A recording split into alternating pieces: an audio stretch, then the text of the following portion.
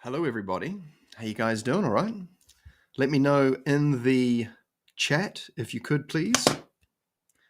Let me know if I'm coming through loud and clear and you can see me all good. I'll make myself a bit bigger there. There we go. How you guys doing? It's been a little while, isn't it? So much going on. We'll have a chat about it. I'll just wait for a few more people to pull in. I just wanted to say a big thank you to everyone who's just waiting for it to come up, who's been over to my Substack. I'm so grateful. I know, it's not a familiar platform, and let's put it up on the thing. Here we go. So, Substack's not a familiar platform. And so I'll make myself a bit smaller. There we go. So I'm really grateful for those of you who have gone out of your way to go to an unfamiliar platform like Substack and signed up for the email newsletter, and also because you get to watch and listen without ads, and you can listen without the screen on your phone. And I think you can even download podcasts as well. There's actually quite a few things you can do. And so as far as being a creator goes, I have to say, where is it? This one here? This platform here, Substack, man, it's awesome. If you're making stuff at the moment, it's worth checking out. As far as setting up paywalled content and things like that, it's very easy to do, very easy to use, very friendly too. Some of the metrics on it are fantastic as well. You can see who you share your audience with for potential collaborations. That's why I'm trying to get more of my friends onto Substack so we can, see what's going on. But thank you once again, everyone. It's lovely to see us all here. I see we've got a few people in the chat. What's happening up, everyone? Salve, brother. Love to see you, Mark. Thank you. Good to know. Good to know. Thank you, sir. Rosicrucianism, Golden Dawn, context. So I haven't been on for a bit. I thought I'd jump on, say hi. We can just have a hangout and a chat for a bit. There's a fair bit going on at my end. And so I want to make sure that I get some time to hang out with you guys and get back into doing some more regular live streams so we can just hang out and talk through the materials and just what's going on. And, how are you guys doing? Is there anyone here from Brisbane or in Australia where I think the weather was, my friend in Brisbane said it was not as bad, wasn't that bad. How's everyone doing? Where are you guys all hanging out? What part of the world are you from? Are you doing okay? We don't just have to talk about the topical material here. We can also talk about just about life in general. So anyway, I thought I'd just share this as well. So I've actually there's a few new things on the Substack, and that includes if you go to it doesn't have it on here. A good place to go is if you want to sort of see where or what's been going on, and because this view it's mirrored. This view here is like a magazine feed. It can be a little bit hard to see, but if I go to archive up here, hang on, you can't quite see that, can you? Hang on, we'll pull that over a little bit. There we go. We'll come over to archive. And then what you can see is you can sort, and you can see all the latest posts, and you can see what I've been uploading and who I've been hanging out with and what's been going on and stuff like that. And there's a couple of, so there's this post here. Oh, that's actually done quite well. I got 5 likes on that. Thank you. I've got another one here on Reiki and another one here on misdirected anger, and all the way up the top. Here it is here, Reiki Rioho at a glance. So you can now read those without being a paid subscriber. So I've moved them away. What would you call them? I've freeified them. So what I'm probably going to do is that I'll write an article or put it under the paywall, and then maybe in about a month's time I'll take it off. This is just sort of helps me, guys. I'm grateful to all of you who are who've signed up for Substack. And those of you who have bought a $5 a month or whatever it is subscription, it's very helpful. I think I've got about 91 or 92 people on my Substack, which is just great. I mean, I got nearly 900 on YouTube, but that doesn't count for much, to be honest. Like, that's an easy one for people just to click the button on. But Substack, you got to click out, you got to sign up. That I appreciate you guys going that extra mile, so thank you. But just as a quick overall, I've got we've just done another Awakening Insider collaboration episode with my friends Greg and Solretta. Greg's a Reiki teacher and astral projection teacher, meditation teacher, and Solretta is a psychic. And my gosh, she does all sorts of things. She's got amazing products, courses, things. So does Greg, actually. They're very active and good friends of mine. We go way back. Well, at least a good, good 5, 6, 7 years anyway. And then, we did the science of meditation, how to heal your mind and body. That was a lot of fun, that one too. And, as we move through these, that's cool. That's cool. I didn't know you could do that. As we move through the series, we'll get more comfy and we'll get more, I don't know, we're friends already, but we're doing lives together.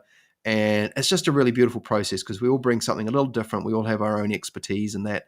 We're into all sorts of topics, guys. So they're always a fun hangout. Usually we host them on, let's see here.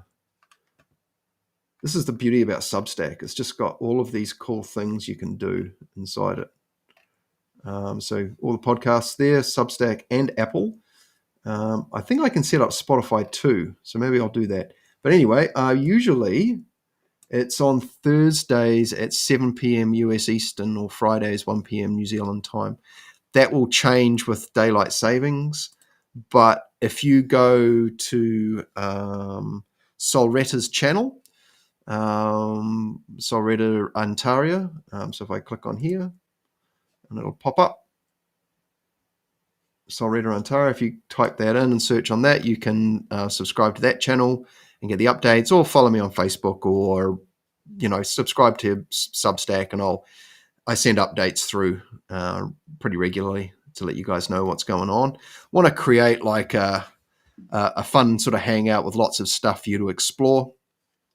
So thank you, everyone. Of course, yes. So what's happening on the Phil Rice YouTube channel? Well, right now you're here with me. Thank you so much. And I don't know, it's doubled up. Oh, it's because it's live right now. We have the latest episode of The Bard In. That was a 2-hour one. That was about 3 weeks ago. And I've also done a series with Rick from Rick Allen Miller, drrichallenmiller.com, and one with my friend James from Perseus. And that was a really cool conversation. We're talking about all sorts of sort of government programs, declassified stuff. And yeah, that's a lot of fun. I haven't got anything booked right now. I'm sort of playing around with freedom and structure here. I have a feeling, there's lots of changeableness going on in the world right now, and I've set up things in the past, and for one reason or another, they haven't worked out. So I'm going to try and get something regular and consistent going on for you guys, and possibly a Saturday morning New Zealand time, which is sort of like sort of an early afternoon in the US, but we'll see. But yeah, I think, just doing more of them, even if they are random. Bring your questions. It's great to see you guys. I'm so grateful. And so, the Substack's good to go, guys. And like I said, the articles have now been moved into the free status. So if you're a bit curious about Reiki and you want to learn some more about my background and that, there's this article here. But like I said, just click on the archive button up here and you'll be able to scroll down and it'll take you through the feed, if you will. That can be a fast way of looking at all the things that have been happening recently. And what else? Oh, yes. And for those of you who would like to contact me for energy healing or, meditation instruction, I've got sessions available here on my philrice.setmore app thingy. Actually, I haven't got a thingy for that. I'll have to make one. Let's make one while I'm here. Yeah, I know my graphics could be better. What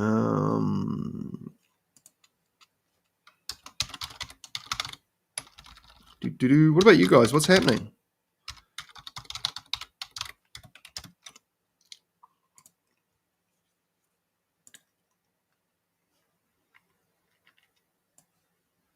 Okay.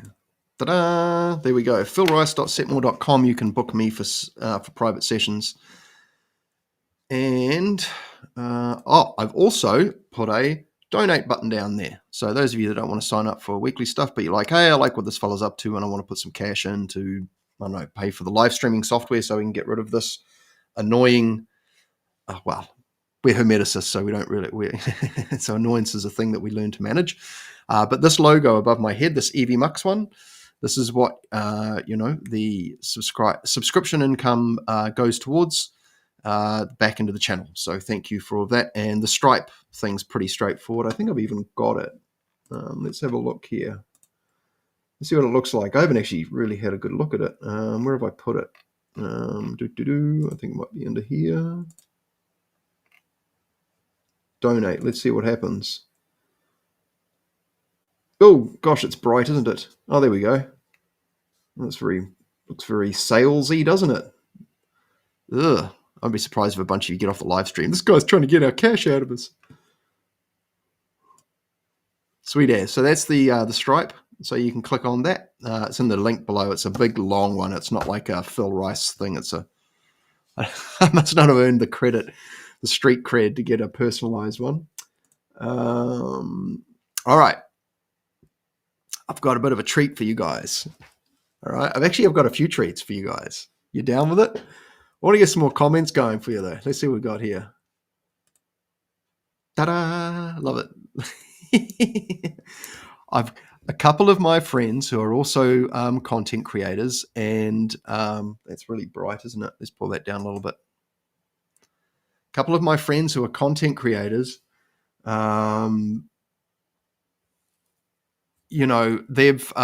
seen what I'm up to, what I'm doing. I don't use DuckDuckGo, just so you know. That's just come up as an automatic.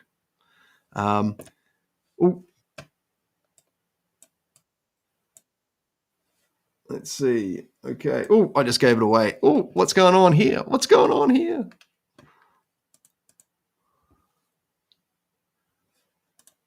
I need to make myself a bit bigger, don't I? Here we go. It's not always easy to have a... Hey, Will. Great to see you, man. Always great to see you. It's not always easy to have a spiritual discussion in everyday life sometimes.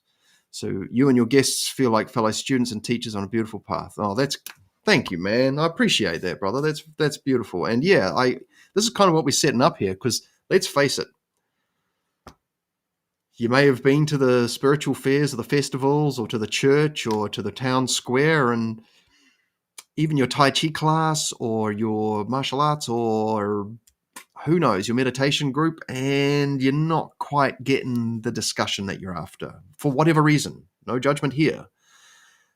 But those of you who have started on the Barden, Hermetics, magic, meditation, spiritual path that, that we talk about here, will recognize that,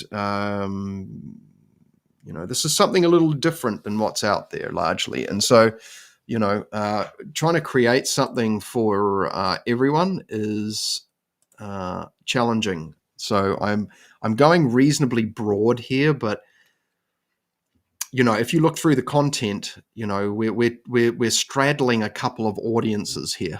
excuse the not euphemism, but anyway, and so on one hand, we've got the sort of the Hermetics, Tai Chi, Baden, Kabbalah type crowd, which is quite small. It's a bit of a niche. And then there's a much larger audience. And that's where a lot of people who have come to my channel have come from, because for whatever reason, they weren't satisfied and they're looking, and they've come across Mark Rasmus or 60 Skills or any of the Franz Baden teachers. And they're looking for, support and fellowship and interaction in that arena. And that's kind of what I'm doing here. And so all things going well, we'll have a few more teachers doing live streams soon. We can all hang out and do our collabs. But in the meantime, well, I'm here. So I'm grateful to all you. Thank you so much.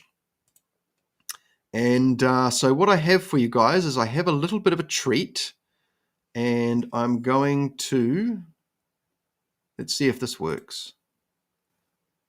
No, that didn't work. So, okay. All right. So I'm going to take that off. We're going to do something a little different here. And I'm going to go screen share, and I'm going to go this one here.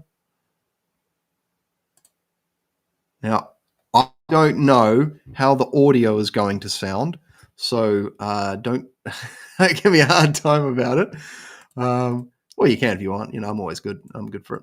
So I want to share with you guys, this is an intro video. Some of you may have already seen it, that a friend of mine who's a very, very talented digital artist at Violet Flame Studios. In fact, let's put a banner up for the bro, because let's go that one, and let's go this one. This is a bit of a reveal.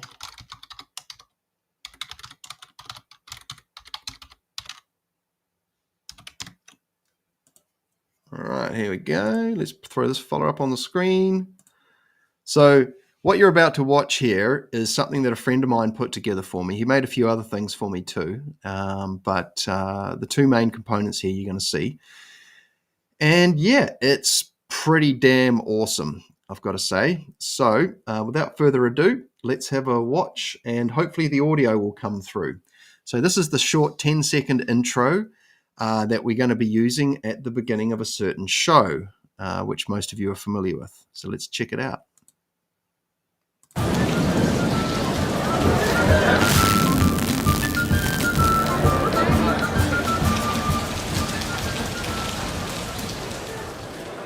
Ta-da!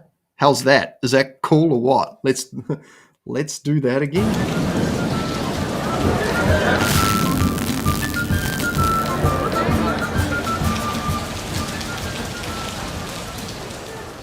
Now let's do one without all the stuff in the way.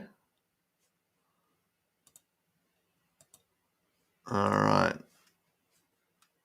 One last time, just for good measure, so you can see the full thing. I'm not sure how to get rid of me, though. That's the only problem. Hang on, let's just go like...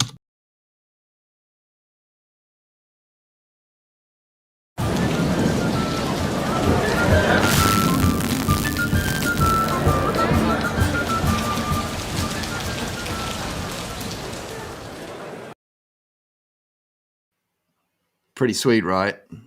My goodness. How cool is that?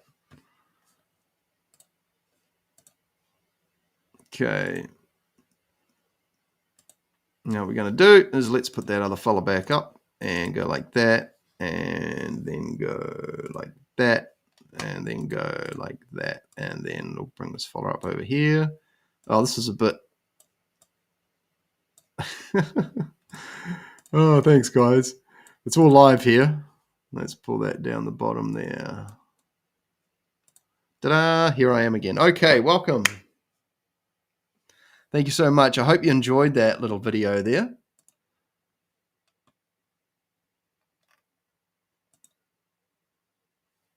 Oh yeah, awesome. Well, I'm so glad, man. It's always great to see you, bro. We're going to have to catch up at some point. I know you're a bit out of the way from where I am, but we're on this. We're close enough. We will catch up at some point, I'm sure. And thank you, Mark. Glad you enjoyed. And yeah, bro, it is pretty damn sweet, isn't it? So there's something else going on as well. And so I'm just going to set up another thing for you guys. Let's see if I can find where I put it. Here we go.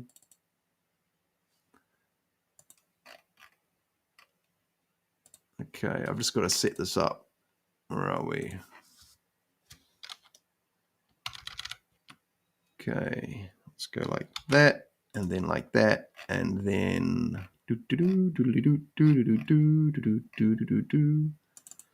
I'm going to show you guys something else that's going on. So turns out that some other people are digging what I'm up to, and I got some amazing creative friends. trying to get more people doing live streaming. I want all my friends to be successful. Like, just put themselves out there a bit more, because some of them are just amazing. They're just honestly, I just feel it's incredible. Like, I am so blessed to have the amazing friends that I do. Open with this one.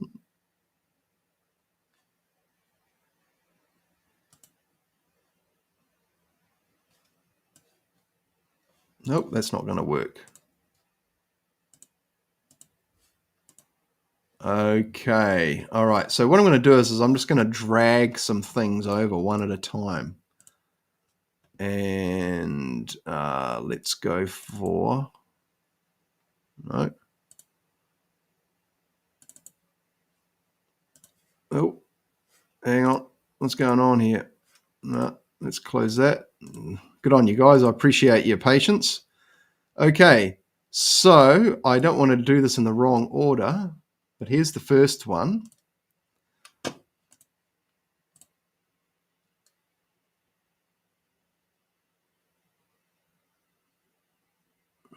Okay. So this here... Hello, Woo Riders DG. Lovely to have you here. Thank you so much. Okay, so that was the first one. So let's watch that again. So as you can see, probably guessed it's a 3D printer. And something's being printed off on this 3D printer. Okay. All right, let's grab the next one. I want to do that one next. That one's the tell. That one's really the tell.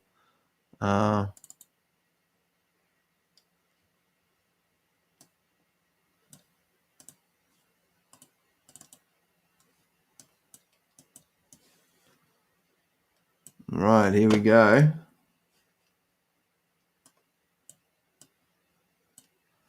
All right, let's try that one again.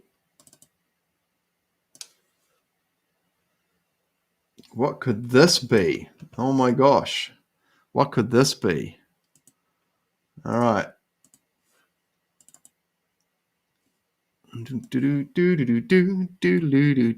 Buff dude. All right, so we have this this item that's slowly coming together. This one here? No, it's not that one. And here we go here.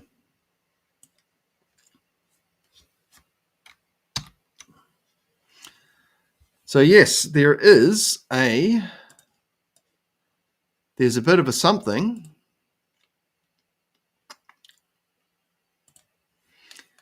Oh yes, cool. Catch up, everyone. Catch up in the chat, y'all. It's good to have you here.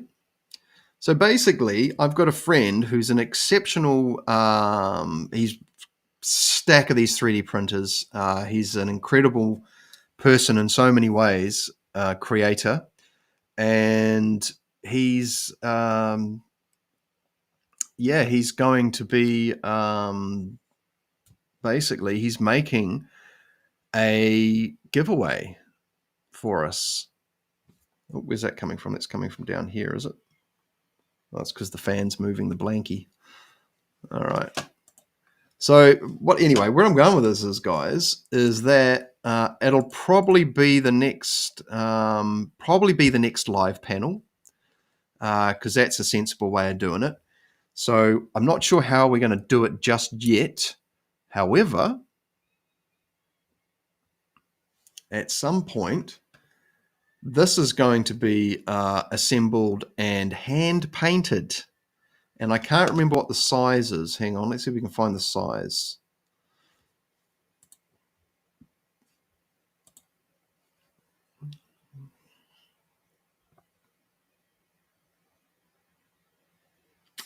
See if we can figure this out. Where are we? Okay, James. Oh,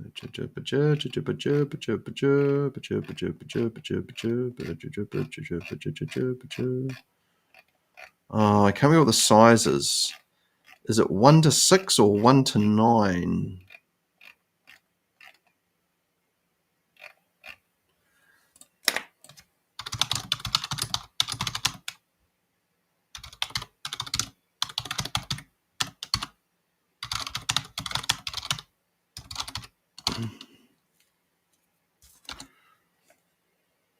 I've just asked him. We'll get a response in a sec. So yeah, we're gonna be basically giving away a statue and a very good quality resin printed statue, hand painted by a very, very talented man. And one of these would usually go for maybe around 800 New Zealand dollars. And we're going to have this as a giveaway on a show in the next while because it's still got to be painted. So I'm going to be building up some hype. And so essentially, if this does it for you, um, you want to get on the Substack, guys, because that's where all the updates will be happening. That's going to go straight into your inbox. That's why I rate Substack, because you don't have to open the YouTube thing. You can just open your emails. And so, yeah, this is pretty fun.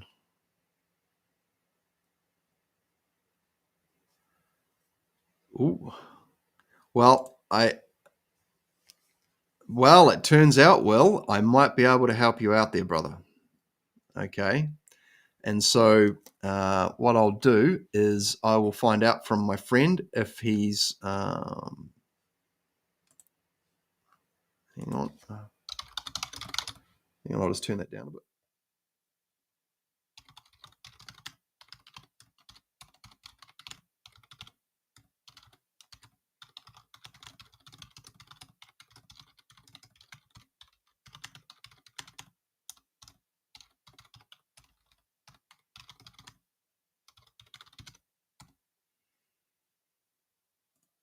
All right. Thanks, guys. I just turned the volume off so you didn't have to hear me typing. Well, I have just reached out to my friend at the man, and he is going to let me know what the score is about. Best way to reach him, basically, and so you can converse about getting something printed. But he's down in Wellywood, down in Wellington, and he's got a I don't want to say too much because he's a bit of a private chap, but he's got this is like seriously, guys, like this here. This is really good quality, like very good quality. And it's basically the first of this kind. This will be like the first since the sculpture has been modeled. So yeah, pretty fun. All right, what's going on here? There we go. Okay. Yeah, cool. All right. So that's the other thing I wanted to show you guys. So what do we got going on? Okay. So, I mean, we've basically been talking for half an hour, and I've just been doing a whole bunch of self promo. Thanks, everyone. Oh dear. All right. What do you guys want to talk about, man? I mean, practice is great. How's your practice going? You guys having a good time with your practice?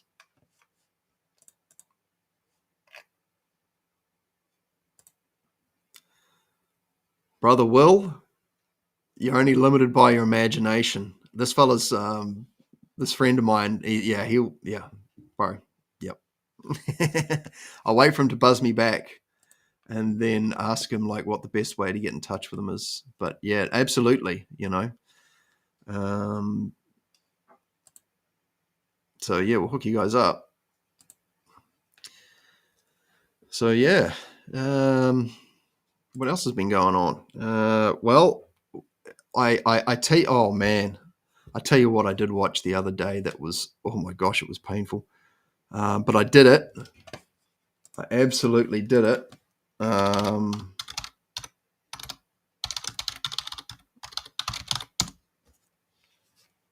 Okay. Opening credits. So I watched The Rings of Power.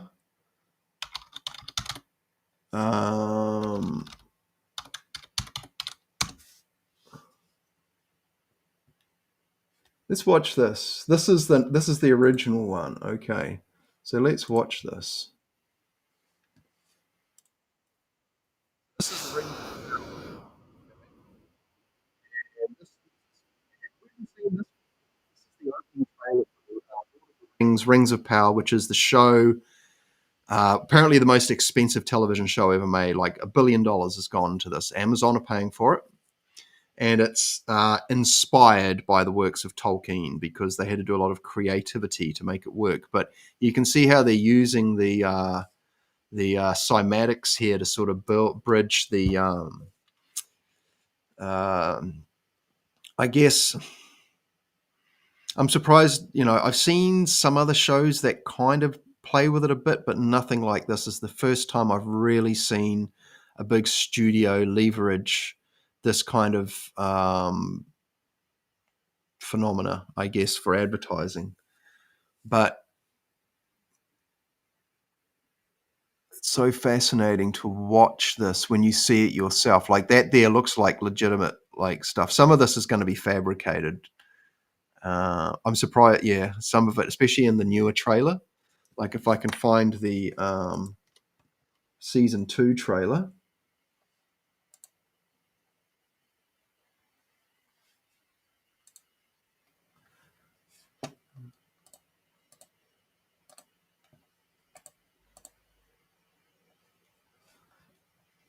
Based on the Lord of the Rings and appendices of J.R.R. Tolkien.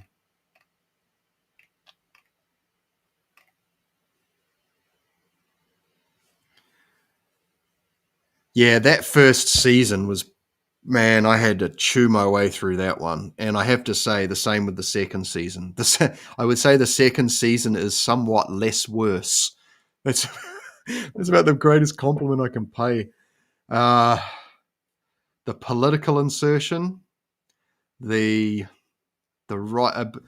Look, you know when they're trying to push stuff on you, right? They're using these big platforms for societal conditioning. That's a thing, right? What the hell's this got to do with hermetics? Well, we're observers of reality and we're trying to understand what's going on. And one of those things is we've got to be conscious of psychological conditioning, propaganda type things that just go on in everyday society. Like they're going on, guys. And we've got to seek to be aware of these things, and then mitigate any potential kinds of negative outcomes or effects on us or influences. And in this case, watching this will probably, like, if you watch this and you're like, that doesn't make any sense, then you're picking up on stuff because there's a lot of just bad writing. There's one of the things that I found really bizarre, and it reminded me of a bit of Ahsoka, which I didn't end up finishing, the Star Wars TV show Ahsoka, another sort of the Disney Star Wars, was apparently that show Ahsoka, which had Hayden Christensen in it actually as well. He showed up as Anakin Skywalker in it for a bit. Apparently that show has the least amount of spoken language, like it's got the least amount of dialogue and conversation in it. It's like you're just like watching people, like there's a camera on someone and they're moving and then they're sitting there and then it's just like there's all this dead space. But the problem is that, look, less is more. And as a muso, this is an important concept. And in film, which I am not a film buff or a connoisseur in any sense, or I'm slowly learning to understand the mechanics of storytelling because I'm practicing as a writer as well, right? But where was I going with this? There's just things that didn't make sense in this TV show. And the first one was pretty bad. I didn't find the character of Galadriel all that likable. Like, she was just angry, and some of the stuff in it was just stupid. Like, one of the problems I think we have is that because, so Ahsoka, that's right. So basically they're just like the camera's just watching people and there's nothing being said. And there's lots of these dramatic pauses and things, but there's a way to use that in a fashion that's complementary and appropriate to what's going on. But yeah, it was kind of like, look at our actors and look at our scenery and our sets and CGI. Yeah, but don't listen to what we're saying. We're going to just focus on the spectacle rather than the substance of the story that's being spoken. I also the other one was I recently I'm jumping around here. I'm jumping around. Sorry, I'll pull back a bit. I'm jumping around. But yeah, one of the things that sort of strikes out to me is that like there's so much of this content that's got essentially bad writing in it, incongruent storylines, plots that don't make sense, or things that just seem out of place. And you can overlook a little bit of this, right? But if you constantly expose yourself to this and start to overlook it, you can you basically it's desensitizing you to nuance and subtlety, and because we like things to make sense to us, we're pattern recognizers. Pattern recognition is like a very important like role, especially for hermeticists, because we're working with natural forces and we're seeking to discern them. And one of those things we do is through the scientific method of like repeatability, right? And so we want things to make sense to us. And if we're just being enamored by the spectacle, but we're letting the bad storytelling and the incongruent plot lines run underneath the radar, the subconscious picks up on that. And maybe not so bad if we're a bit older and a bit wiser and we can kind of pick it out. But for young people, honestly, I just think it's going to it's going to cause cognitive issues in people. Being able to think straight, make sense of things. They're going to go and see one of these things and go, "This, I think I liked it." But anyway, I just wanted to bring that up because I sat through, like I said, the whole season of the second season of Rings of Power. I put a Facebook post up and I said I can't watch anymore. I think I got to episode 3 of this season and I was like, I just can't do it. And I was like, no, I'm going to put myself through it. There were some sprinkled moments of, oh man, you guys could have, that was great. And then there was just too much of the preachiness and the bad storytelling and stuff that didn't make sense. And yeah, some of it was really good. So yeah, but some of it's just blatant whatever it's supposed to be.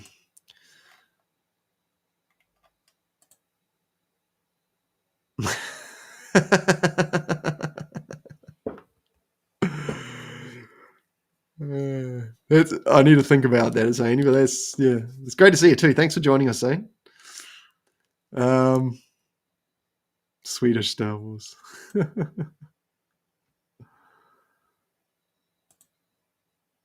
Yeah, so The Empire Strikes Back, number 2. It's like The Lord of the Rings, The Two Towers. There's this thing about the second movie in the series being sometimes the better one. The first one was where they kind of got their chops down, and then the second movie is where they really hit the peak, and then the third movie. I mean, Return of the Jedi, it was all right.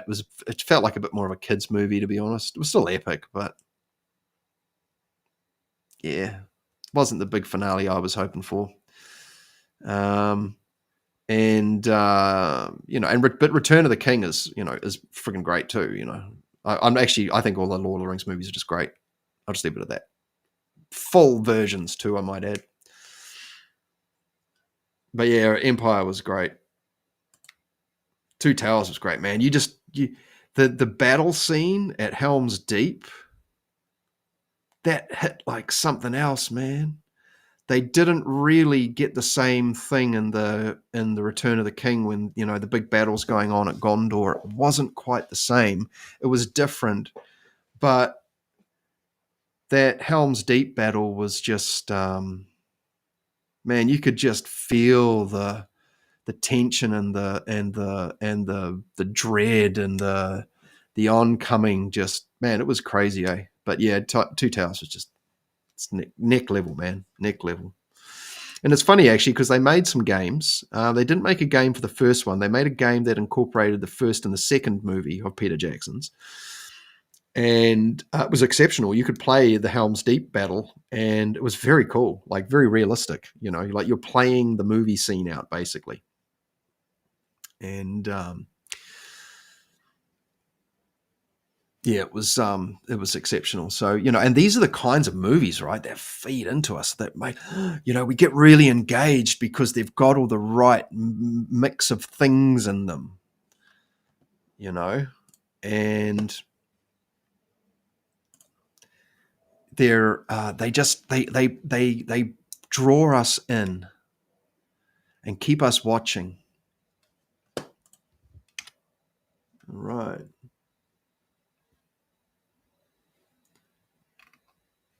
Now, what else did I see? I'm sure there was something else that's. What the heck was it? I'll have a think about it.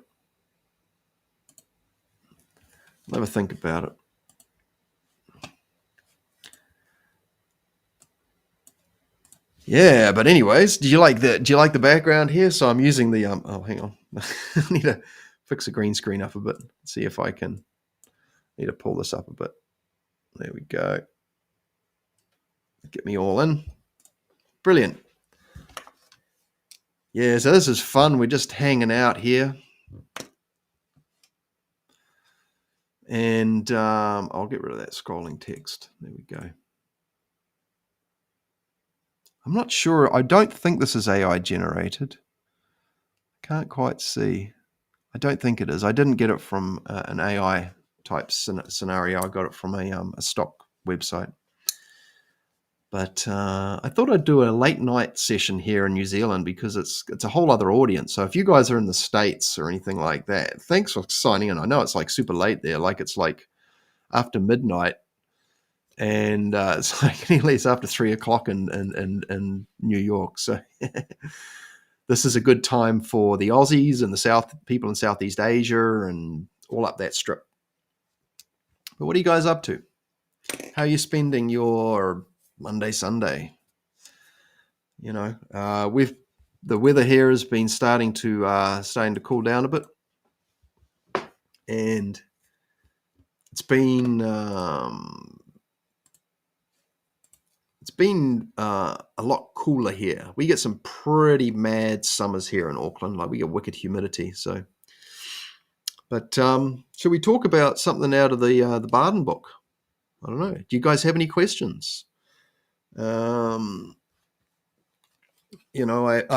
got to say that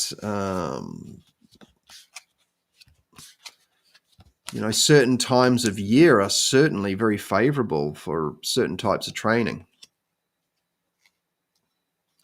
And this beginning part of the year can be quite. I don't know if you guys have noticed it, but man, it's been pretty up and down here. Like there's some kind of weird shift going on. I mean, ever since all that, I got to say, it really kicked into gear. Like August, September, October here in New Zealand, it can be quite challenging because it's the end of winter and people have had enough, and it's pretty much the peak of what we would refer to as the season of death, just to put it bluntly. But ever since that whole sort of political theatre thing started last year, and we got another round of people in the thing, the last group leaves and the next one comes in, and do-si-do, and round we go, and all the rest of it. And sorry, I just struggle taking it seriously nowadays. There's been something going on. There's some kind of crazy sort of transition or adjustment going on. And I got people in my life who are having these massive highs and they're having these massive lows, and then they swing. And I think too, from my astrological sort of commentator friends have been talking about this, I think too, there's a lot of uncertainty with AI as well. Like I think people get nervous. I see there's a factory in China that's just basically got consumer level robots they're pumping out now, or at least in sort of the commercial workspace where you've got lifters and movers and things. They're intelligent enough to pick things and move things around and this type of thing. And so, we're pretty lucky down here in New Zealand. Stuff can take a little bit of time to get down here and take off because we're quite small. We are sometimes a testing ground for new tech. Like we were the first country in the world, I believe, to take sort of card payments, or the FPOS machine, the swipe your card, pay at what is it? Efficient funds transfer at point of sale, FPOS. So we were one of the first countries to try that. and for it to be trialed on. New Zealand's quite an interesting place, actually. Where there's only 2 countries in the world that are allowed to advertise pharmaceutical products on television, and New Zealand is one of them. The other one's the US. It's quite a what's going on there? Let's get that camera in focus. There I am. Am I blurry? No, there I am. Cool. Oh, here we go. How does Barden relate to the Kybalion, and does he mention it? You know, I haven't seen commentary from in any of the writings regarding the Kybalion. And from memory, Kybalion was written in the early 20th century, in the early 1900s. Let's find out, actually. Let's pull this up. We've got all the tech here.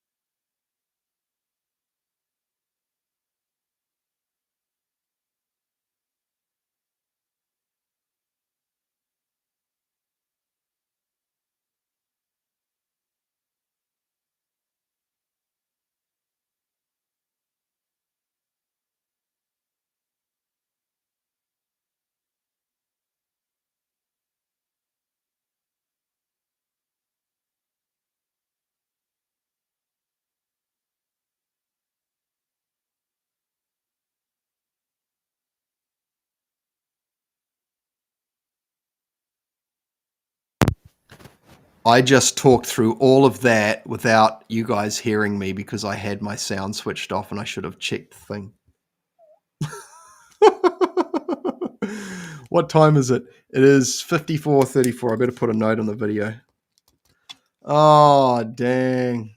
Oh, dang. Oh. Well, I guess what happens now is, oh, here we go. So the model that I showed you guys is going to be, I think he said it was the one. It could be 1:9 or 1:6 ratio for that model that I showed you guys. So let's just bring that model up again so we can have another quick look, and then I'm going to answer Will's question, and that way I'll get better at like answering the question so I can get to it. Because man, that was just just gold. I need to check the. I need to check the. I don't have the comments up all the time as my feedback. Okay, so let's have a look here. So here we go. So this model here that a friend. Hello, Perseus Arcane Academy. Thank you for joining us. Thank you. Always good to have you here. And oh, g'day, Matt. Thank you. But this is the hang on.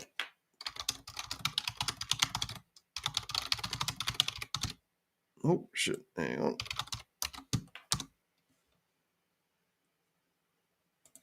Okay. All right. So this here is the a 1:9, or it could be a 1:6 model of the Archangel Michael that is going to be finished, printed off, and painted by a very capable and a good friend of mine, actually, a very good friend. And this person is an exceptional artist in so many ways, so many ways. This is just a small thing about all the stuff that he does and the stuff that he does with people. And I won't say much more because, like I said, he's a bit of a private chap. But anyway, okay. So that's what's happening there. And, well, I'm just waiting to hear back so we can find out. Okay. All right. So let's go back to the comment here.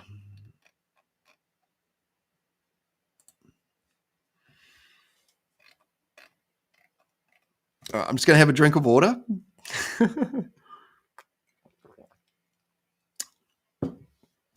All right. Let's try this again. So I have read these books pretty much cover to cover. I must say the second book has got so much to read through because there's so many spirits and that to get to know, and I'm not really engaged in spirit magic, so I'm not sure if it's mentioned. I've read everything else in the second book, but I've read pretty much the entire Barden corpus that I've been able to get my hands on, and from memory, I do not recall him mentioning the Kabbalion. Now, if anyone in the audience can tell me otherwise, then that would be great. Zane, it is a spear, yes. So, how does this work? So, if we look at the 7 Hermetic principles,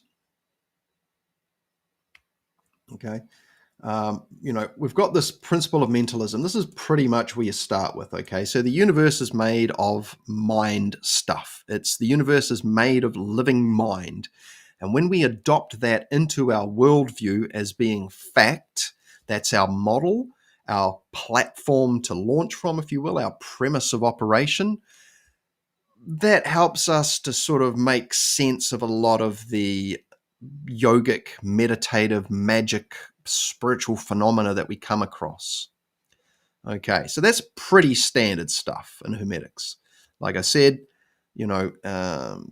Barden, as far as I know, didn't mention the Kabbalion by name, even though it was, during it was written 1908, so it was around his lifetime. But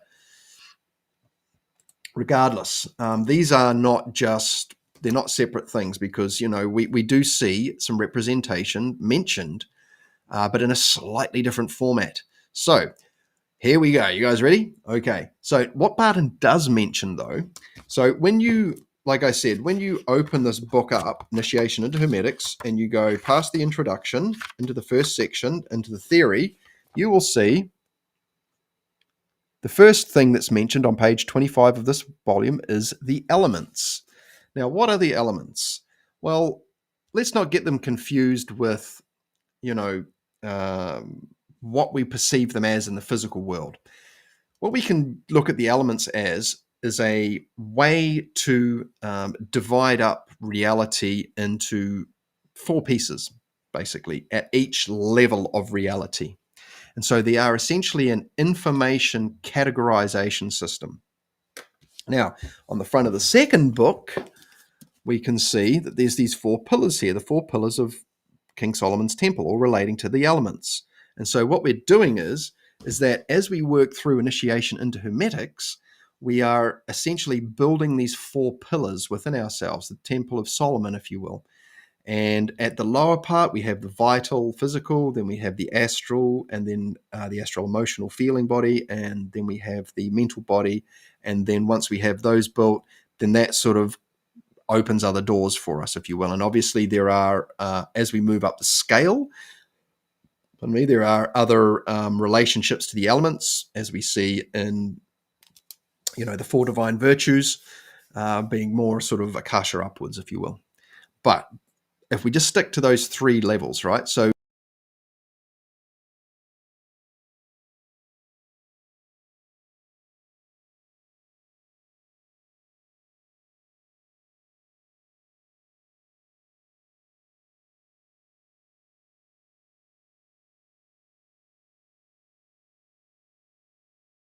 thinking about how the elements exist.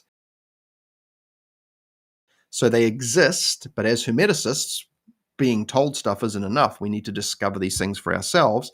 And so we discover them at each level of reality, and we can see how they all sort of fit together. Now, Barton refers to this more as the law of analogy, which you could say falls under the heading of the principle of correspondence. Now, for example, and this is the part, okay, so if you look at your astral body, and here's a good way of thinking about it. So, when we're doing astral training, right, we're doing our black and white mirror. We're talking about our personality traits, getting our emotions and our personality proclivities under control.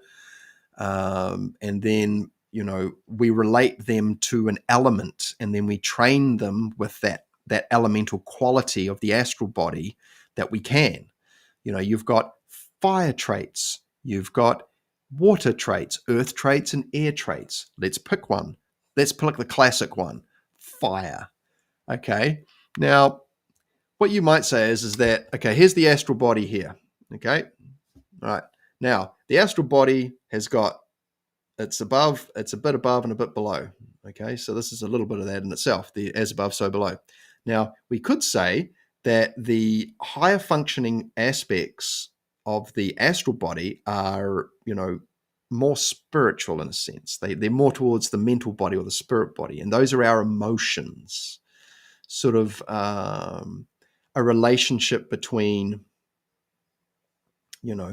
higher functions, if you will. And then underneath in that same body, like I said, like if we've got anger, right, which we'd consider to be like a lower type of function of the astral body, or a lower expression. Not to say it's a bad one necessarily, although it's debatable, but that will be related to the fire element. Now, how does the astral body how do we work the astral body? We work it through generating the sensation of heat.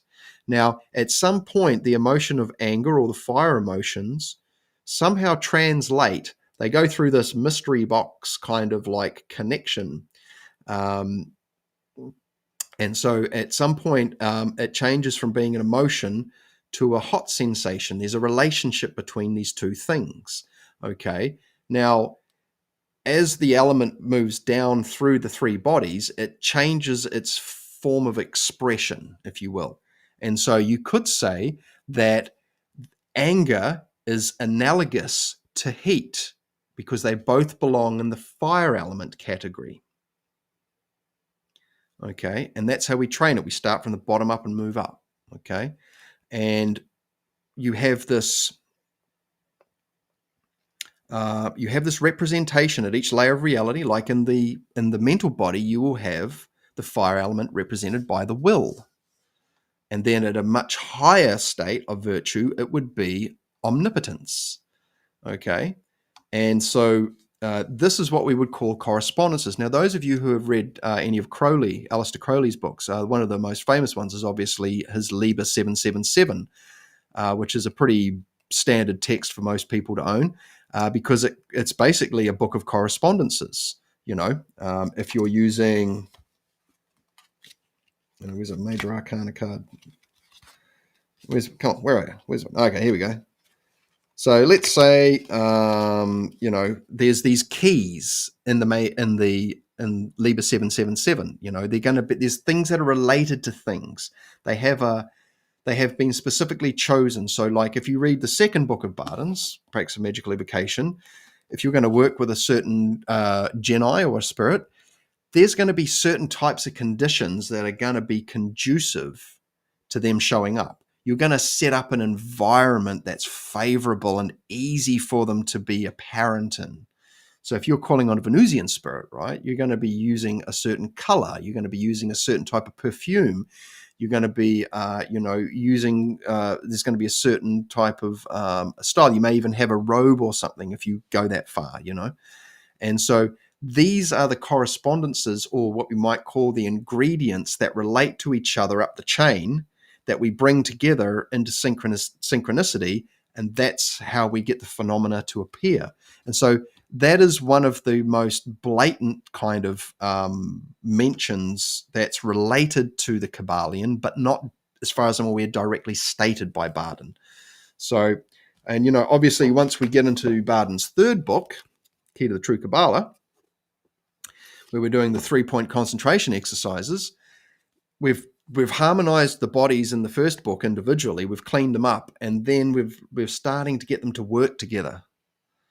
Okay, which is bringing things back together. We're tidying them up. We're pulling the thing to bits, tidying it up, and putting it back together because it's running. I had an old Toyota Corolla. It had a blown head gasket the whole time I had it, but it still ran. If I put a new head gasket in it, may have run better. It may not have actually. But once we've tidied up the three bodies, then we can use them all at once because we've discovered them, their uses, how we can make them flexible and pliable, how we can essentially occupy and operate three things at once. It's like the true multitasking. And then once we're able to synchronize them, color, sensation, and a kind of an action or the speaking part of the KTQ happens at all levels. And that's the common denominator of how we pull the energy down. We're essentially fusing the three bodies, or the synchronizing the dantian, if you will, so that they work together to produce an outcome. They're aligned in thought, feeling, and action, if you've come across that term before. So yeah, hopefully that was of some value to you, Will. And let me know if I didn't explain it clearly enough. Let's have a look at some of these other ones here. Principle of vibration. Well, I mean, that is almost like the, that's almost like the frequency or the address, like the different colors. And, here's Brother Greg. My man, how are you, brother? It's great to see you on here. And so good to see you doing the lives too, brother. Thank you so much. It's great to see you. That's my good brother Greg from Brizzy. Greg's over there in the difficult situation that turned out not to be that big of a deal, apparently. I don't know the full story, so don't quote me. Since my primary practice is relatively yogic, I kind of make a correspondence between the chakra system and the 7 Hermetic principles. Oh, okay. Yeah, I've got a friend who's making a game who's doing that as well. And yeah, I mean, finding ways to match up seven we see quite a bit. You've got 7 notes, you've got 7 days of the week, you've got the 7 heavenly bodies, you've got 7 dwarves if you want to go that far. Who knows? There may be an esoteric connection there. But yeah, what we can see is that with the sort of the Hermetic framework offered by Barden is that you discover the existence of the elements at each layer, and that way you can activate it at the vital level, at the astral level, and at the mental level. And once you've got that, and you've got all four of them, then you've got those four pillars of King Solomon's temple. That's when things start to open up. If you've got a predominant element, okay, that can be the thing that makes, because if you think about it, right, there's actually I've got a great example.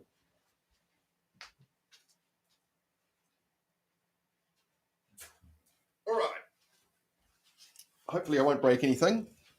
This is my healing stool. This is when I have clients and I have my stool. It's not that other type of stool. There's 4 legs on the stool. Now, if these aren't all the same height or the same length, it's not going to be flat, right? Now, for those of you that have ever made a stool or worked with woodwork or that, what happens is that a 3-legged stool, you don't have to have them the same length because it may not be flat, but it will sit. If you've got 4 legs, it'll move back and forth. It won't be balanced. You'll have to put a bit of cardboard or something underneath it so that it does sort of like not rock around, right?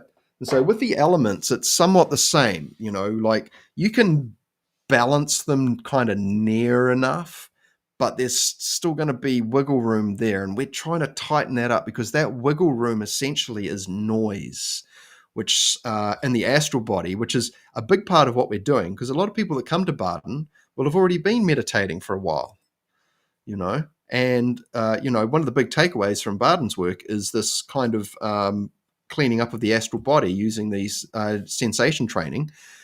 And then, the kind of doors that opens, well, those of you who know, and it's very special. And, after years of practice and playing around with other things, I have to say I haven't had quite an experience like that. So, yeah, getting familiar with the theory is going to help get your subconscious on board, because that's a big part of it too. We're getting all of the internal mechanisms and functions all singing the same song. That's really important. I'm going to put my little banner back up here. Where are we? Ta-da. There we go. All right. So now the principle of vibration is like when you think about the color red, that is a frequency. Okay, it's probably a bit hard. You could assign a number to it, like you can get the paint chart out and you can figure out the number or whatever it is. They've got the color codes now, that kind of thing. So the vibration is you could say it's the speed of the wobble, but that's one way that we can measure something by how fast it's wobbling. That's a very basic Hertzian approach to it.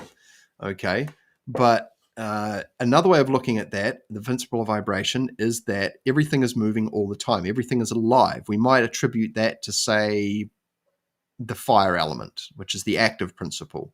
The principle of correspondence, it's more about a relationship. I would say that that's probably more our air element. And then, the principle of mentalism could be more like an Akashic thing. I mean, I'm just freestyle and speculation here. We can see the elements present in all of them in some form or another. The principle of polarity is a very handy one. This is where we get hot and cold from. This is how we get up and down from when we're training elements. Okay. And so, how far we're able to push those things out, how light we can make ourselves feel or how heavy we can make ourselves feel, they're still going to be on a spectrum. And we can explore the what you might call the increments of these polarities between them, because you've got super heavy on one end and you've got super light on the other, earth and air. And then, you find out, where you're at. And so this is one way to explore things. And polarity is actually a very handy one because it gives us essentially a what something is and a what something isn't. That's probably not now the good. Now is probably not the right time for this conversation because I could go off on tangents, and I don't want to do that. I want to stay on the topic here. I'm good at going off on tangents, aren't I? Okay. The principle of rhythm. Okay. So, we want to practice even. Okay. We want to practice our elements if we're practicing astral training. We want to, practice them evenly. So we do, 30 minutes of air, 30 minutes of fire, 30 minutes of water, 30 minutes of earth. We want to counterbalance them, and we want that rhythm to keep going. Rhythms, if we don't get the rhythm of practicing them evenly, then we'll be at the behest of them, and probably not in a very pleasant way either. But rhythm could also be, like getting up at sunrise, making sure we're there to watch the sun as it peaks over so we can catch it. And then, sunset as well. We're getting used to natural rhythms. Like I said, pattern recognition. You're synchronizing and aligning yourself with natural occurrences. Okay, not artificially contrived things, natural things, so that you learn to surf the waves rather than the waves surf you. Okay, and so we're identifying and becoming aware of things internally first, and we're seeing how that relates. And this comes back to correspondence, things to do with our internal cycles. A great example is like women and, their monthly visitor, and why is it monthly, and these types of things. Also, the rhythm of our practice. Every day we show up and we do the thing, and we set a regular beat on the timeline. Ding, ding, ding. Then it starts getting up momentum. Okay. And because ultimately it's all timeless, right? There's going to be a nice, clean sort of aggregate of practice. It's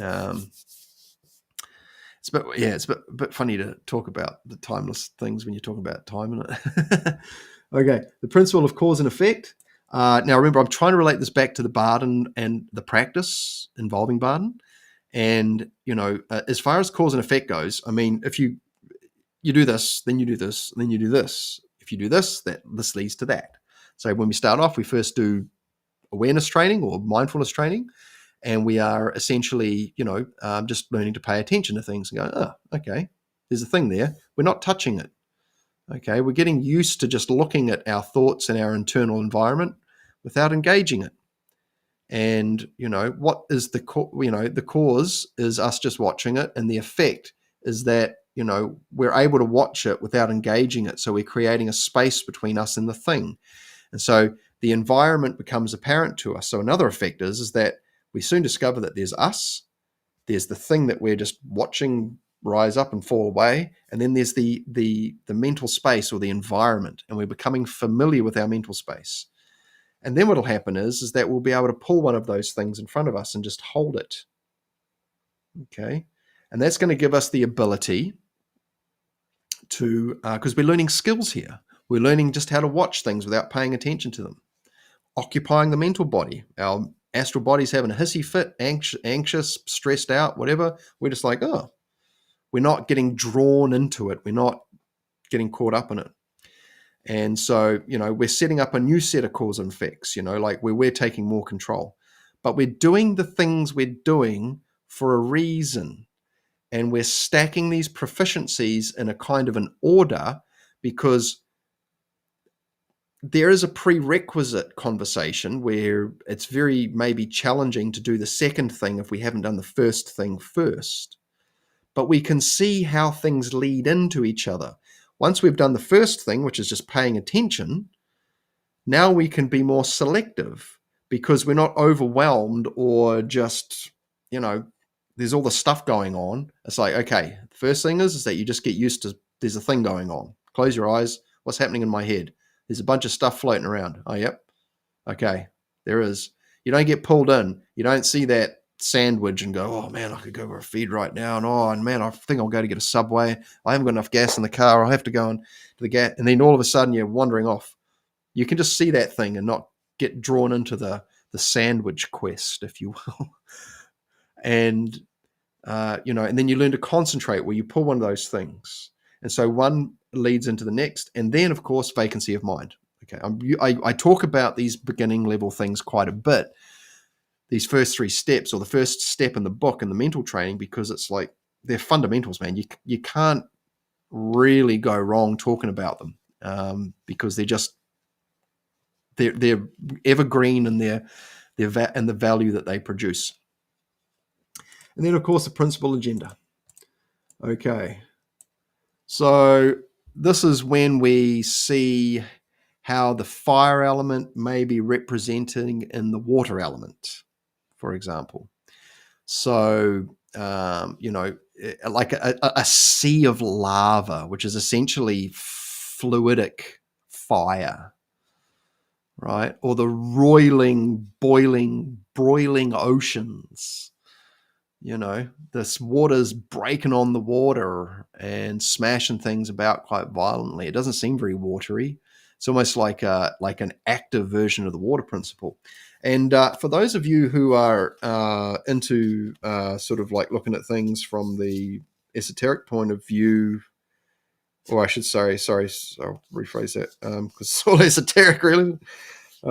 If you're into a bit of tarot and you've got a Crowley deck or a Crowley-Harris deck, one of the cool things about this deck here, the Book of Thoth, is that you have the court cards, the prince, the princess, the knight, and the queen.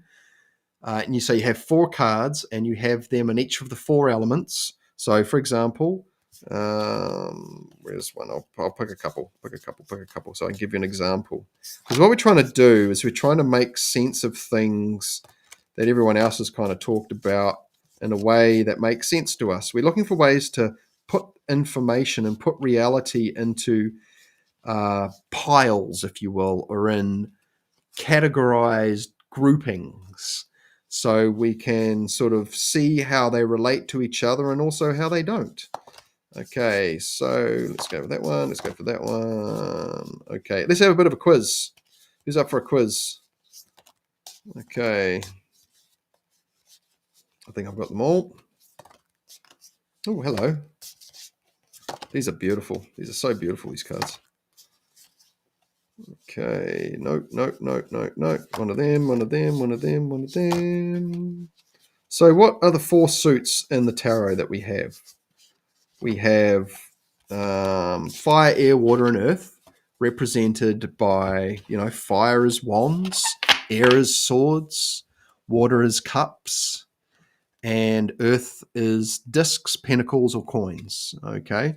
And so what we have is that the court cards are the elements broken down into their sub elements. This is in the Thoth deck. Okay. Just remember that. Check this out. You can just about see through that card there, can't you? Can you see it? There we go. It's interesting. All right, here we go.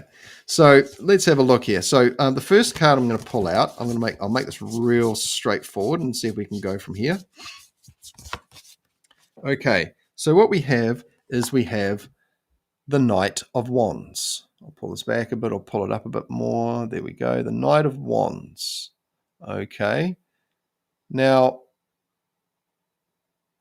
what we're seeing here is that we're seeing the Knight represents the fire element. So this is literally the fire of the fire. Okay, now if I bust out another card, let's go for another Knight card. So here is the Knight of Swords. So this is also, the Knight represents the fire element, but the swords represent the air element. So this is the fire of the air element. Let's pick another one. Here is the Knight of Discs. This is the fire of the earth element. And we can see the activities are quite different. This one here, he's just standing still, isn't he? Whereas these two here, these fellas are going for it.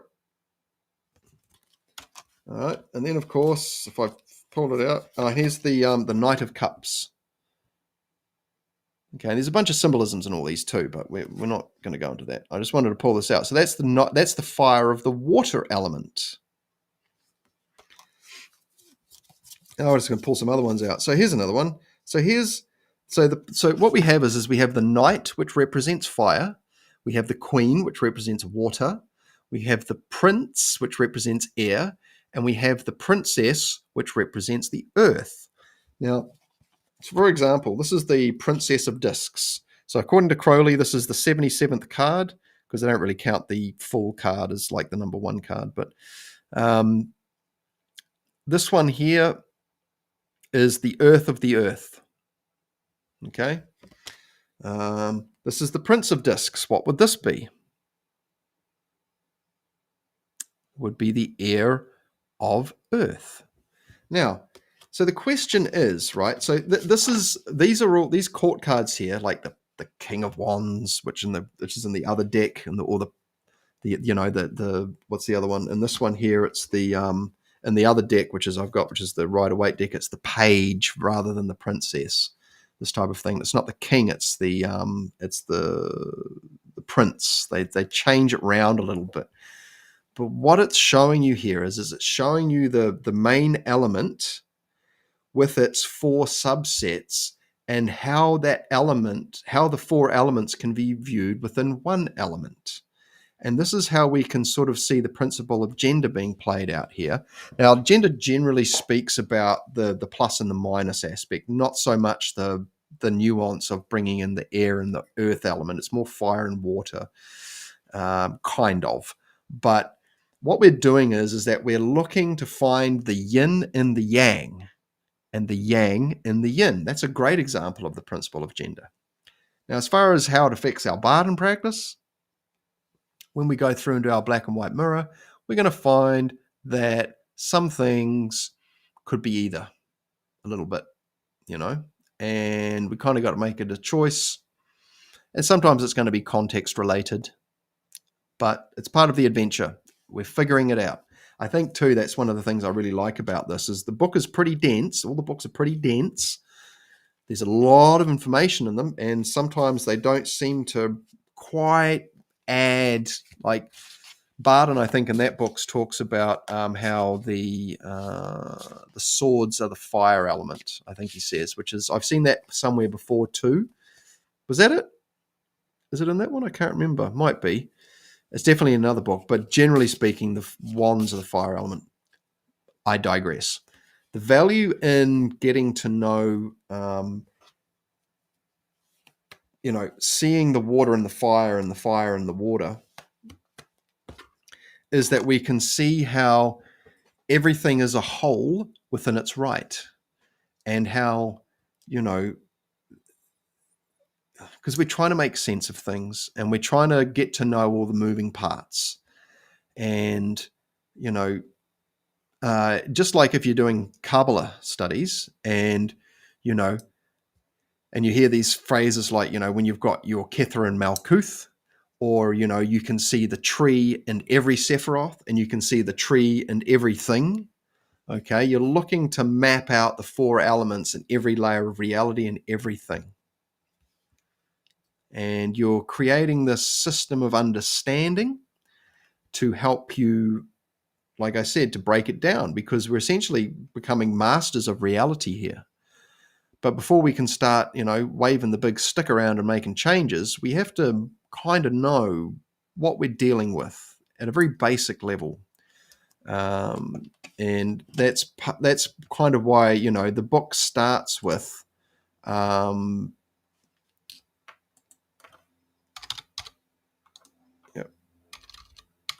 showing people the model. We're trying to make sense of things so that we don't do ourselves a nasty, because, you may have heard Bob mention this, that, when you're dealing with these things, you get held to a slightly different standard, higher standard. It's sort of like, the kids get, they get a lot of leeway.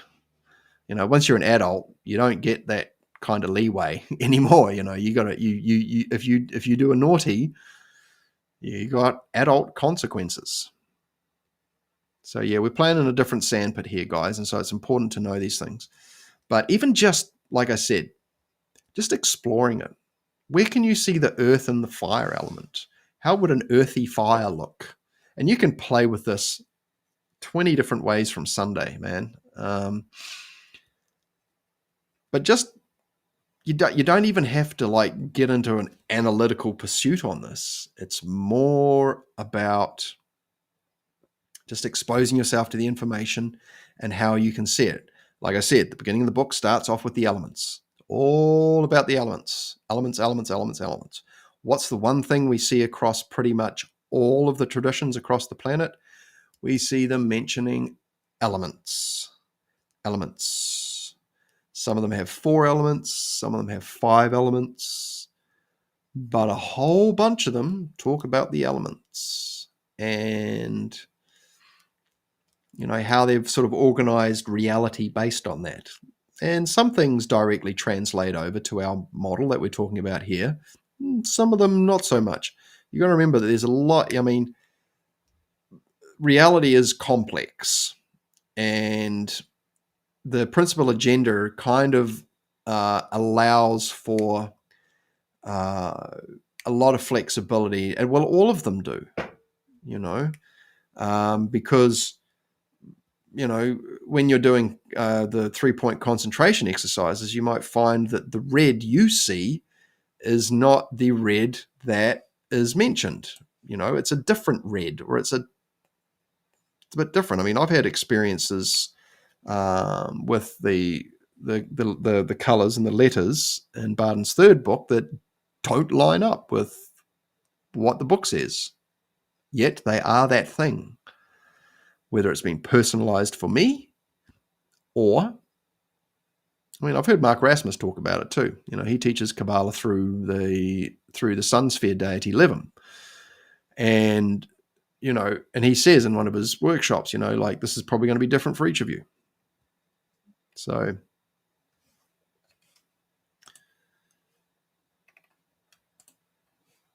hello, Matt. Thank you for joining us. Okay, now I do have, Matt, I'm going to answer your question in a moment. But what I'm going to do first is I'm going to hopefully load up this TikTok thing, and it's not going to go and start yelling at me.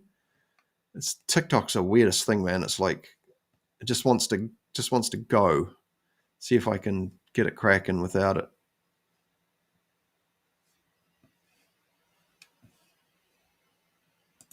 Okay, where are we? How do you turn the sound off? There it is. Awesome. Okay. All right.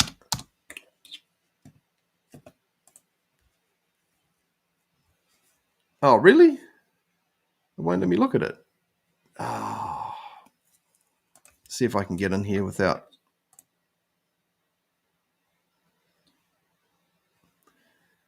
How can I do this?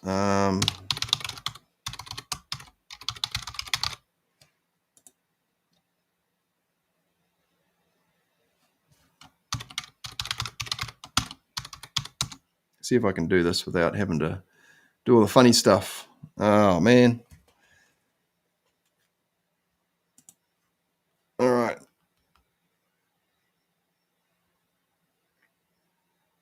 Are you going to work? Are you going to work? Are you going to work? Are you going to work? Are you going to work?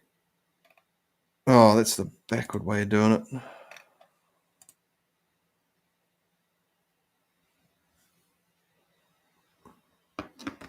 See if I can do it this way.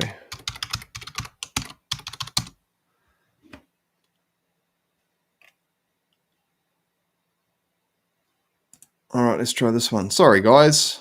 I want to get... Oh, man. Man, this is going around all the ways. I don't use TikTok on the thing that much.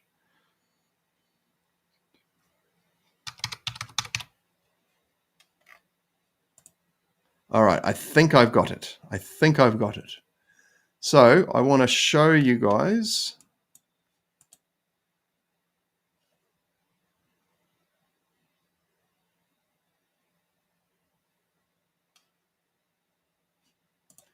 Oh man, this is nuts. I want to show you guys the website. Oh, the TikTok for my friend's thing. Hang on, I'll see if I can do it the old-fashioned way, using a password and a login. Who would have thought? Okay. All right, let's log in.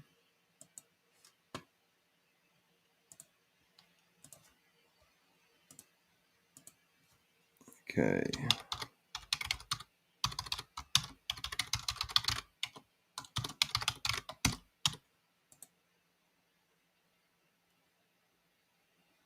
Oh, might have got it to work. How fast, how fantastic. Okay, here we go. Paint. All right, this one's for you, Will.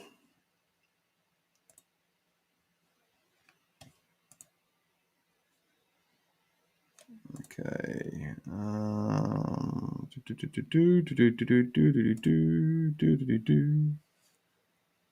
Oh man, far out. Who thought this thing would have been so hard to figure out?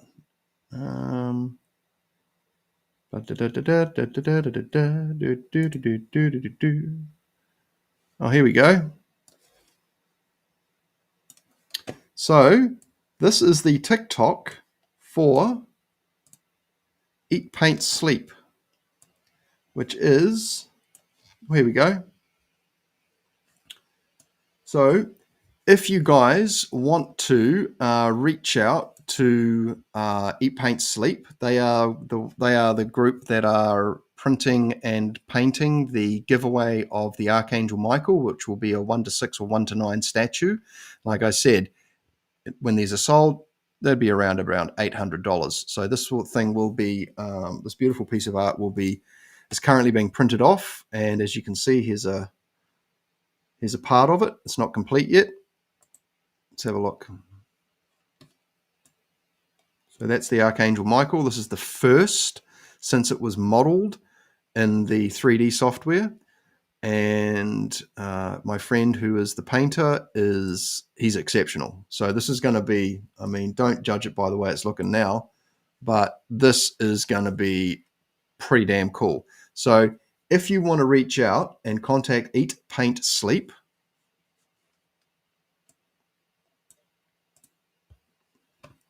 Eat, Paint, Sleep, you can connect with Eat, Paint, Sleep. Oh, they usually have a logo there, a image, and you can reach out for commissions. They do 3D printing, and they'll do commissions for painting. And yeah, check that out. So that one's for you, Will. If you want to reach out to Eat, Paint, Sleep, they'll be able to print you off. You can talk to them. They can print off a model for you. And you're in New Zealand, well, it doesn't really matter anyway. They can ship it out to you. So yeah, the bro's got he's in New Zealand, bro.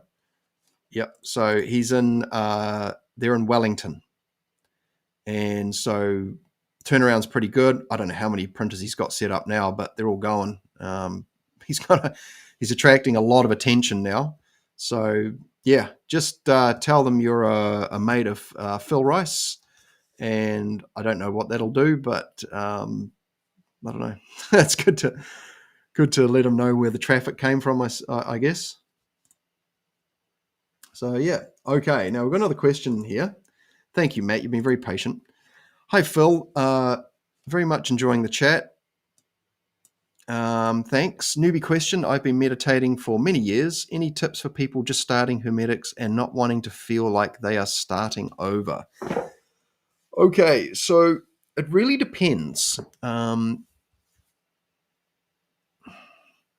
Like I said, most people that come to Franz Barden have probably already been involved in some kind of practice already. This is a path for those who are wanting to get serious. I'm not saying that your previous wasn't, but this is very much a this, then this, then this, then this, and this. And yes, things are going to happen. Okay, this is just for a rational, skeptical kind of Western mind. This is just the perfect process. If you're not getting what you want from the groups you're currently in, this is a great solo path. and there's so much material and what you might call supplementary and complementary material around. I mean, everything on my channel generally revolves around this particular body of work. But as far as tips go, just get yourself a copy. Have you got this book? You can get it on PDF too. It's out of print, I believe. So, and the author's been dead for, I'm not sure how that works. It may be different because it came via Germany. So they may have a different way of doing things. I can do that because I'm actually like about a 16th German. So now, so as far as tips go, I would say go through the YouTube channel, which I'll bring back up. Okay, I'm going to show you a bit of a hack here, Matt. So if you go into my YouTube channel here and scroll down to playlists,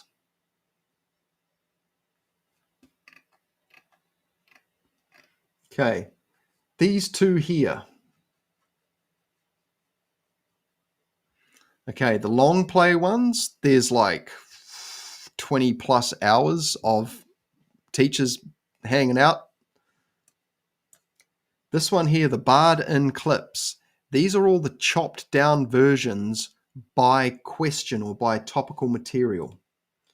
Okay, and you can see there's lots of stuff in here. We're talking about fascia ligament training, we're talking about how it links up with the elements and through fascia and tendon training and music and sound. There's just a lot of, there's double ups on there. We're going to sort those out. There's just a lot of stuff on here that's topic specific. Okay. And one thing that we do talk about, and maybe I haven't put it on there, but there's things that we'll talk about.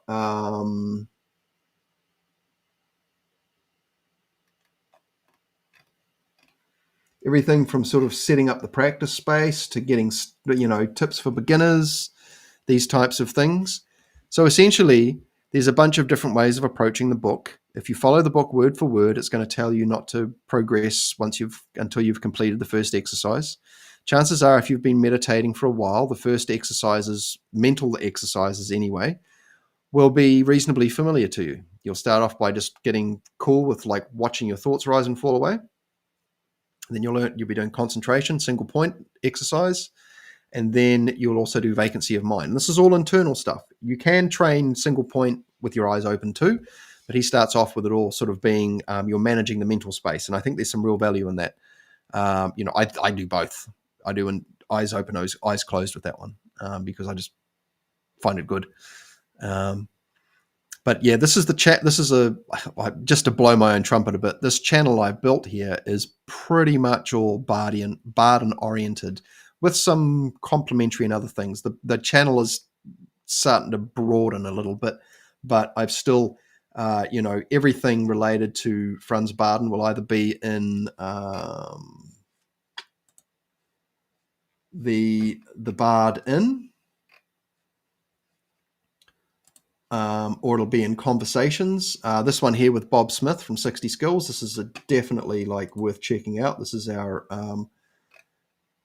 initiation into Hermetics video. I've also got another one with Michael Lamb, but this one here is pretty good. You can see my wild hair, and we've got a bunch of interviews on here. Like here's the one with there's a initiation into Hermetics interview with Michael Lamb, but basically, a lot of the familiar names: Philip Harris Smith, David Paul Coleman, Didi and Armand from Cheese Skills. Mark Stavish isn't really a Barden dude, but he does know and talks about Barden. He's like a overarching Hermetic. He's very knowledgeable on many topics. I don't want to try and put him in a box or anything like that. Hopefully we'll actually be talking with Mark again very soon. I always enjoy our talks with Mark. But yeah, there's a lot of stuff in here that you can just go through and essentially get amongst it, fill your boots, take advantage of all the works on here. There's quite a bit. And if you go to my homepage, Phil Rice NZ, scroll all the way to the bottom. You'll see there's a bunch of channels that I recommend here. And there's a lot of our friends on here. We've got Mark Rasmus, Martin Falk, 60 Skills, Mystery College, Maverick Mystic, Perseus, Chi Skills, Art of Inner Power, Clint Sabom, Psyche Alchemica, Dinesh Kumar, Joey. There's a few, they're not all Barden, but the majority of them are. So what I'd suggest to you is that get yourself familiar with the curriculum, write them all the exercises out, and just note what you've already been working on. It doesn't mean you don't work on them. It just means that you've already strengthened that aspect of yourself. And so you may find that, when it comes to measuring yourself, you'd be like, oh, I can already tick a bunch of these off. So that's a really good way to start, is just by getting familiar with the material. Read through the book. So yeah, hopefully that was some value for you, Matt. I think I need another shave. I'm going to say, I quite enjoy having a beard, but it requires a lot more attendance and keeping it looking good and proper and all that. Okay. All right, guys. Well, I think I've got about another 15 minutes, so I'll hang out for a bit longer.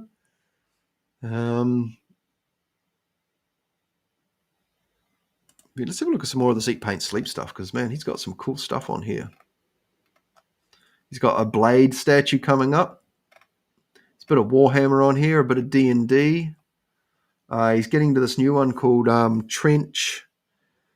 What's it called? Trench something. It's really interesting. I do believe it was created by a Christian and a Satanist. Yeah, it's a very esoteric one. Very wizardy beard. Oh, thanks, bro. I had it much longer and pointy at one point. You're most welcome, Matt. Just bring in your questions. If I've left anything out, because I do wander off on tangents. Oh, here it is here, Trench Crusade. Just let me know. Nice, thanks, man. So Trench Crusade. This looks pretty interesting. So this is like, it's very esoteric. But yeah, there's a sneak peek of the bro. Yeah, this man is very capable, guys. If you want to get into, I think he's going to be offering painting tutorials at some point too. So online classes and that. But he's done a lot of work. I mean, look at this.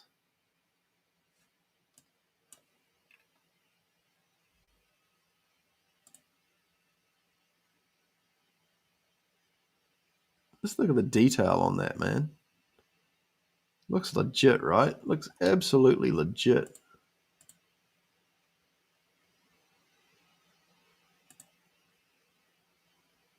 He's got all the toys. He's super serious, man. So yeah, go check out Eat, Paint, Sleep on the TikToks. Is it called the Talks or the Ticks or the Tickety TikToks? I don't know. I know what the kids are calling stuff nowadays. But yeah. Damn, I need to get a drink of water.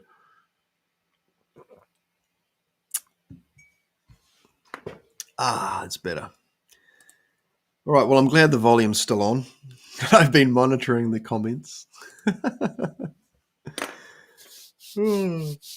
Yeah.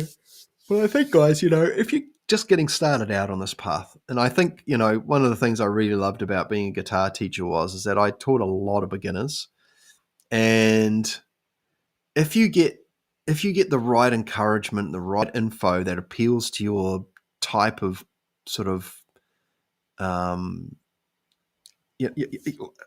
this book is a one size fits all. Okay. And it's made for someone who's got a couple of hours a day to practice. 1 hour in the morning, 1 hour in the evening.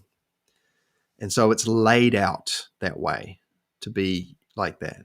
Okay. And I think that's important to mention because, I'm a teacher. I've taught music and I've been a corporate trainer. And there is a way to teach things.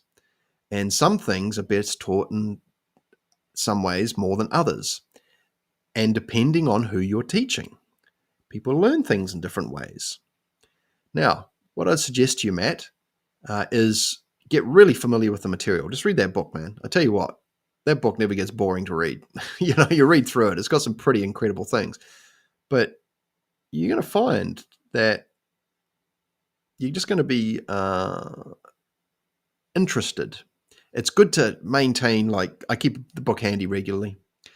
But yeah, just immerse yourself in the material.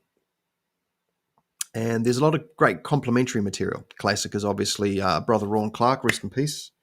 The Barden Companion, the 2010 one, which is the one he recommended. There's works by Martin Folks, Andre Conscientia, Perseus Arcane Academy. I want to do a shout out to Perseus. Have I got you on here, Perseus?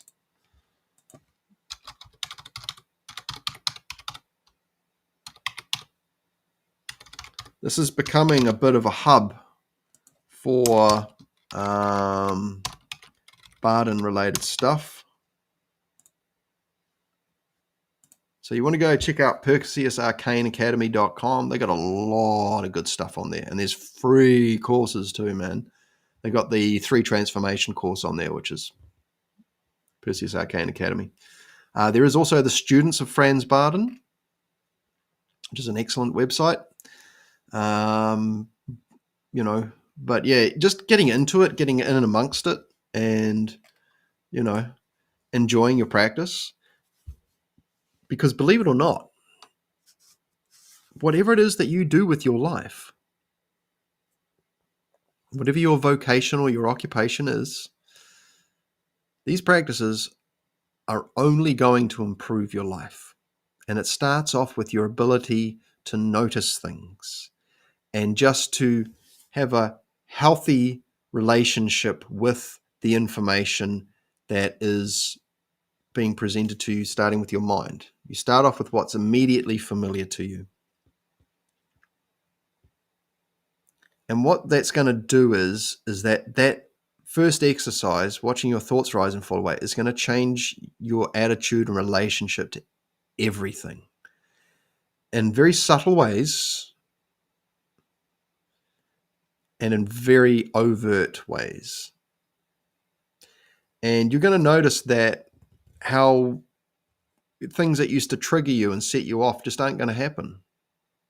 You can observe a piece of information and it doesn't set you off. That's pretty good, right? Or something that used to get your mind going, suddenly it doesn't. So you can start encountering data points and, you might be able to watch the news without getting gaslit type of thing. And so your relationships with your people around you and your work and even the traffic winding you up, it's not going to be as much of a big deal. But yeah, all these exercises are just going to complement what you've already got and enhance it and take it to new levels. You're going to be able to do more. You're going to be able to do it better. And you're going to be able to do it a lot cleaner as well. Like, you'll find proficiency and efficiency just naturally come about.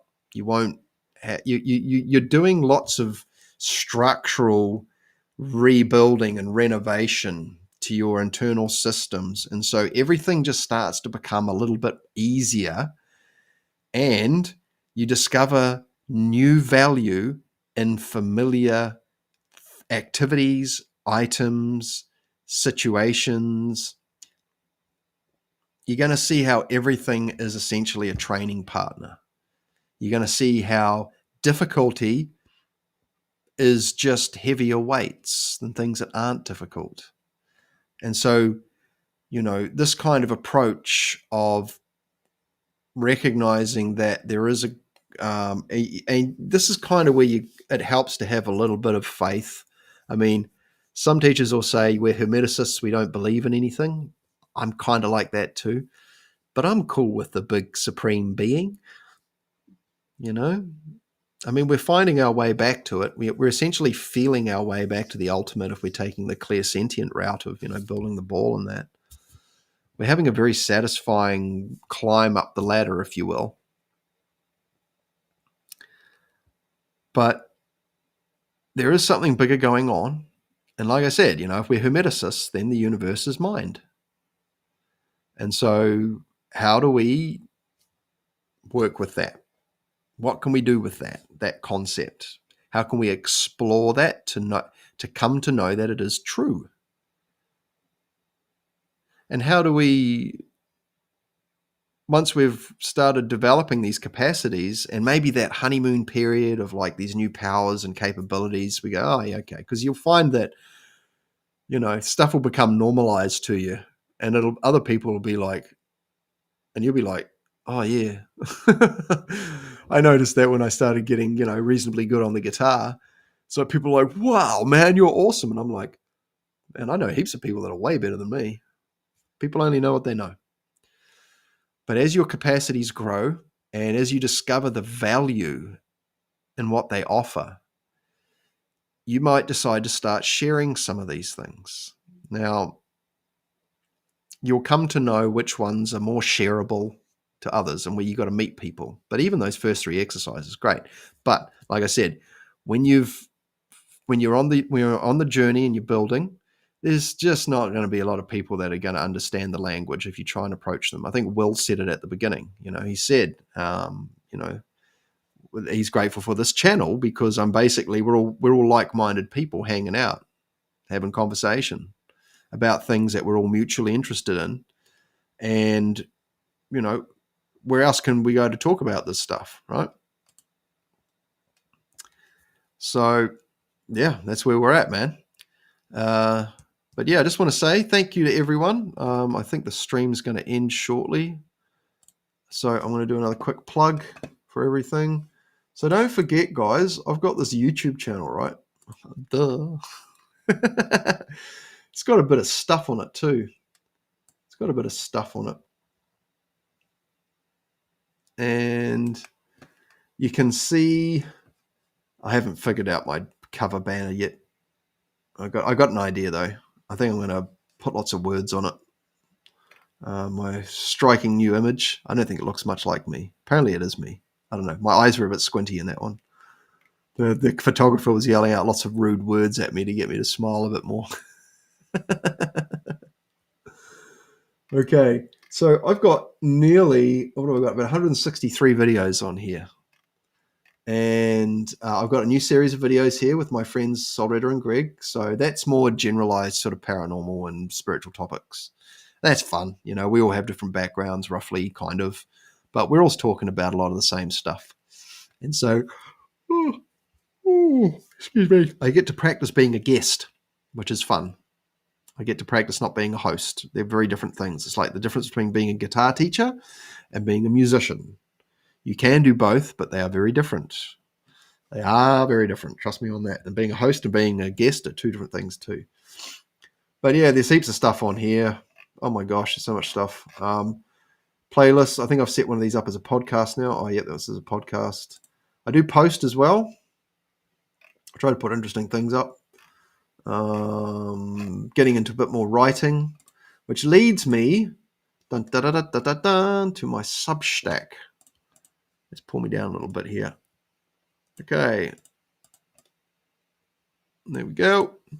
So this is my Substack. This is pretty much my website, I guess. You can read my articles. Most of the YouTube videos are up here. There's no ads, and you can listen to them with your phone off. But with your screen off, sorry. Those are the big selling points. And if you sign up for a paid membership on my Substack, the creator, me, gets more than if I get it through YouTube. So thank you to all of you that have signed up on Substack and handed over your email address. I appreciate that. Those of you who are paying for a subscription, thank you. That is helping to fund the various aspects of the channel. If you find this channel valuable, or my Substack valuable, or my works in general, please consider the very affordable coffee a month subscription fee. There's heaps of stuff on here. And you can also book me. There's a booking, and I'm slowly starting to organize things a bit better. And here is my philrice.setmore thing. I think the broadcast is going to end any second now. So that's my Setmore, where you can book me for consultations because I'm a working energy healer. So you can come and visit me, or we can do a consultation if you want to learn system of Reiki or just healing stuff in general. It's kind of my thing. And we're going to end with this awesome thing here that my friend made for me. And then I'm going to sign off. Thank you, everyone. I'm so grateful to you all. I hope you took some value from this session. Thank you for those of you who are supporting me. And I'm going to disappear now. And I'm going to finish with this.